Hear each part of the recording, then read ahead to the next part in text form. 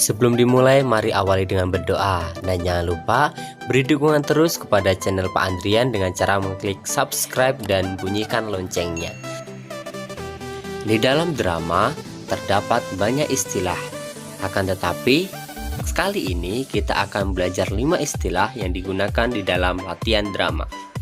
Ada casting, reading, blocking, running, dan yang terakhir general rehearsal.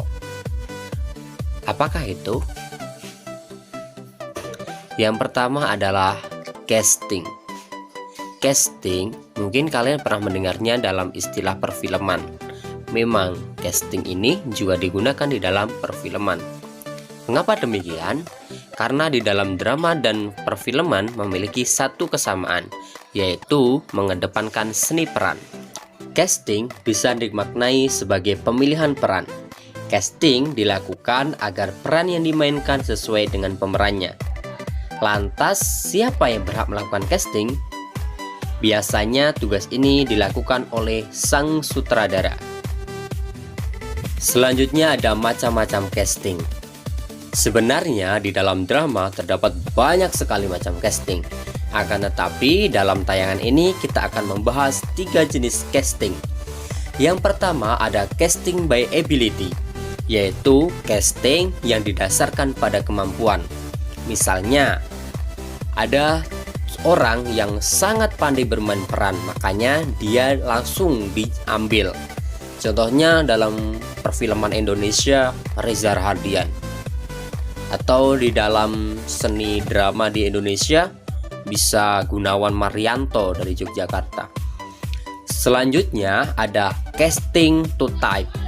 Casting to type ini didasarkan pada kecocokan fisik. Misalnya, tokoh yang ingin diperankan adalah tokoh yang bertubuh mini. Maka, casting dilakukan untuk orang-orang yang bertubuh mini. Dan yang terakhir adalah casting to emotional. Casting yang didasarkan pada watak seseorang. Misalnya, dicari pemeran dengan watak garang, menakutkan untuk memerankan seorang penculik atau mafia. Makanya dicari orang-orang dengan badan yang besar, dengan karakter yang galak, atau badan kecil dan karakternya juga galak gitu.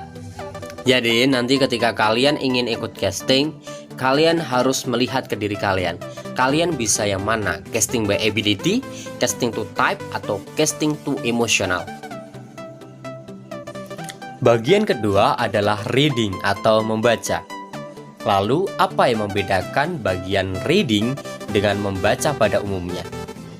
Jadi, reading di sini bukan sekedar membaca, akan tetapi membaca dengan perannya atau membaca sesuai dengan perannya. Pola latihan reading ini dilakukan beberapa kali sebelum blocking. Biasanya dilakukan secara bersama-sama di luar panggung. Mengapa? Karena reading ini berfungsi salah satunya untuk menghafalkan. Drama berbeda dengan film.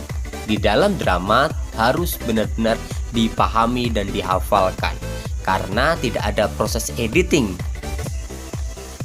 Bagian ketiga adalah blocking atau posisi pemain di atas panggung. Mengapa blocking perlu dilatih? Karena panggung mempunyai hukum-hukumnya sendiri. Lalu sebenarnya bagaimana cara melatih blocking? Mari kita pelajari. Blocking adalah pola latihan dengan cara mengatur posisi pemeran di setiap adegan. Blocking dilatihkan di atas panggung pentas drama secara langsung. Kalaupun tidak memungkinkan, tempat yang dijadikan latihan blocking harus ditata menyerupai dengan panggung yang akan digunakan untuk pentas. Kenapa harus seperti itu? Alasan utamanya adalah agar pemeran bisa terbiasa terhadap pola lantai di panggung. Karena ketika tidak melatihkan blocking, maka pemeran akan kebingungan ketika berada di atas panggung, dan itu sangat tidak bisa dinikmati oleh penonton. Sekarang, coba diperhatikan contoh blocking berikut. Misal di posisi awal pemeran berada di posisi nomor 1. Kemudian setelah dialog pertama, ia bergeser ke posisi nomor 2. Di posisi itu, ia hanya mundar-mandir dari nomor 2 ke nomor 3, kembali nomor 2 lagi, seperti itu seterusnya. Hingga akhirnya pemeran itu berakhir di posisi nomor 4. Begitulah blocking dilatihkan.